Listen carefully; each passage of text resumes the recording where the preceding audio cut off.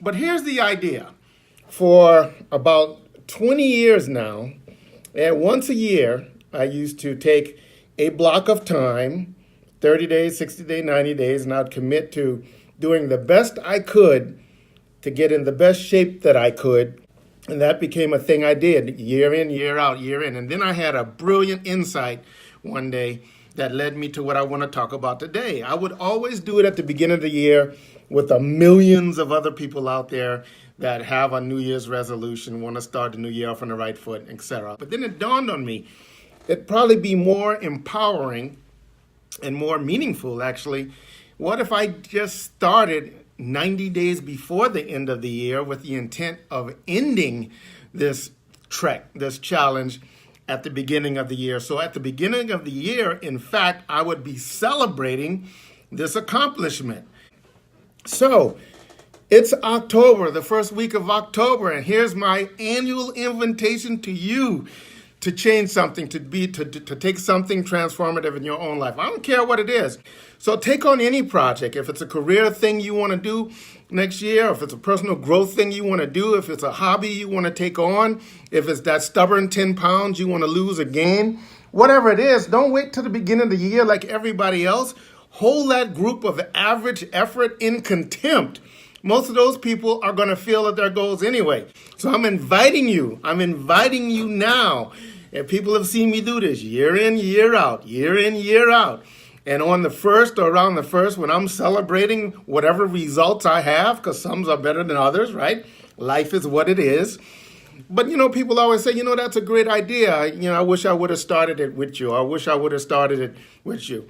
Or along the way, they said, well, that's a great year. I wish I would have started it. So now, here we are, 90 days out. If that's too long for you and you think you want to do like a 60-day thing, start now anyway. Take the first 30 days just to do the planning, which leads me to my next little bonus.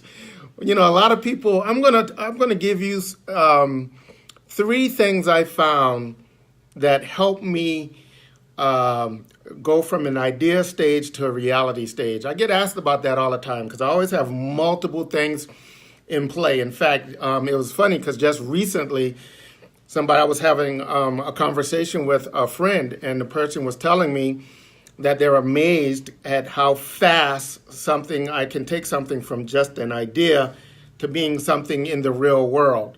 And it dawned on me that I actually have some structure around my method for doing that. And in the spirit of this super party, because right now some of you are thinking, you know what, I'm in that boat. Every year I come up with this thing and I never stick to it. I know most people are in that boat. So I'm going to give you 3 things I do, or I've built the habit to do, to help me go from an idea to reality. And it might give you some ideas. Maybe it's transferable. You can do the same thing and it'll work the same way for you, or maybe to give you a better insight to a better idea that you can apply in your life. So the first thing, and I think it's the most important thing, when you have an idea, when you have this thing, this intention, when you have this thing you want to do, in that moment of creation, you're going to immediately be in a battle of inertia. Inertia is a tendency for things to stay still or stay in motion, whichever one they are. You're going to battle inertia. Another way to state this moment of creation is there's this idea of the law of diminishing intent. I forgot who I stole that from. Somebody much smarter than me, but I heard the truth in it the moment I heard the words. And what it basically says is the more time that expires from the point you intend to do something to the point you actually do something, the less likely it becomes that you will take that action. Let me let that sink in. The more time that pass between the time you intend to do something and the time you actually take action, the less likely it becomes that you will ever take that action. That's the law of diminishing intent. In my mind, I know that the minute I create an idea, the minute I have this intention, I'm in the battle of inertia right now. So I need to win this battle if I want this idea to have a chance for survival. The first thing I need to do in winning this battle is take some form of action. You must take some type of physical action. Don't just think about it. Oh, wow, I'm committed to using this 10 pounds. And then think that's something other than the thoughts in your head. But when you take action, the magic starts to happen. If you decide you want to do something, write it down. That's physical action. Do something, look something up, bookmark something. Just take some physical action, but you got to do it immediately while this is happening, while you're in the beginning stages of your new idea, your new intention. The second thing I do is I put some type of system around that, some structure around the idea. And it has to be a repeatable thing. And what I mean is you have to commit to some type of repeatable action moving forward. The repeatable thing, this repeating thing, I call it the heartbeat. It's like giving your idea a heartbeat. Just like your heartbeat has a rhythm, boom, boom, boom, boom, boom, boom, right? If it just did boom one time and never did anything else, that would be a dead organism. Same with ideas. You must put some repeatable process around it. You must give it a heartbeat. The laws are the shorter the frequency, the more the power. So it's better to do something once a month than to do something once a year. It's more powerful to do something once a week than it is to do something once a month. And it is yet more powerful to do something once a day than it is to do something once a week.